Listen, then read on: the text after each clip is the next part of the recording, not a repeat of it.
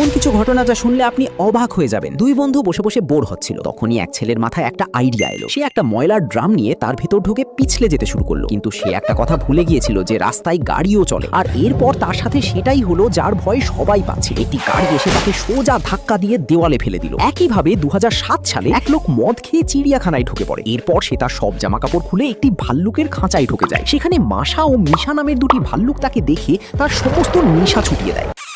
আর পরের দিন পরিচ্ছন্ন কর্মীরা তার শরীরের বিভিন্ন অংশ উদ্ধার করে। আমাদের কি নিজেদের পিম্পল ফাটানো উচিত? আসলে পিম্পলগুলো ব্যাকটেরিয়া আটকানোর জন্য তৈরি হয়, কিন্তু আমরা যখন পিম্পল ফাটাই তখন আমাদের ত্বকে ক্ষতির সৃষ্টি হয়, ফলে আগের চেয়েও বড় পিম্পল তৈরি হওয়ার সম্ভাবনা থাকে। SCP-957 নামের এক রাক্ষস আছে যে বাড়িতে একা থাকা বাচ্চাদের কাছে যায়। এরপর নিজের পেট খুলে বাচ্চাটিকে ভিতরে টেনে নেয়। কিছুক্ষণ পর সে তাকে বের করে দেয়, আর বাচ্চাটি SCP-957 এর দাসী পরিণত হয়। 1750 সালে জোনাস হ্যানওয়ে নামের এক ব্যক্তি ব্রিটেনে ঘুরতে আসেন, কিন্তু তাকে দেখে মানুষ খুব হাসাহাসি করছিল, কারণ তার হাতে একটি ছাতা ছিল। আসলে সেই যুগে ব্রিটেনের মানুষের ধারণা ছিল যে ছাতা শুধু মেয়েদের ব্যবহারের জন্য, তাই বৃষ্টি হলে তারা ভিজে যেত, কিন্তু ছাতা ব্যবহার করতো না। একবার এক ঘোড়ার গাড়ি চালক জোনাসকে ধাক্কা দিয়ে ফেলে দেয়। এরপর জোনাস ছাতা দিয়েই সেই গাড়ি চালককে পিটিয়েছিল। আর এই ঘটনার পর ধীরে ধীরে সবাই ছাতা ব্যবহার করতে শুরু করে।